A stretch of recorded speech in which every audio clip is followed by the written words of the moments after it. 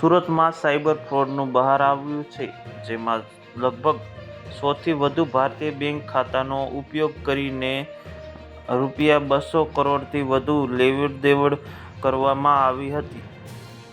Police તપાસ ખુલ્યું છે કે આ સમગ્ર કાળો કારોબાર ચાઇનીઝ ગેંગના ઇશારે ચાલી રહ્યો હતો. મુખ્ય આરોપી ડિજિટલ પ્લેટફોર્મ ડિજિટલ એરેસ્ટ ગેમિંગના માધ્યમથી આ ફ્રોડ સામે હતો.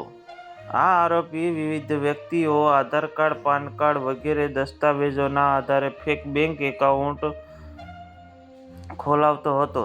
ત્યારબાદ એ ખાતામાંથી વિશ્વસનીય લાગે તેવા ગેમિંગ એપ મારફતે મોટી રકમ ટ્રાન્ઝેક્શન કરાવતો. આ રકમ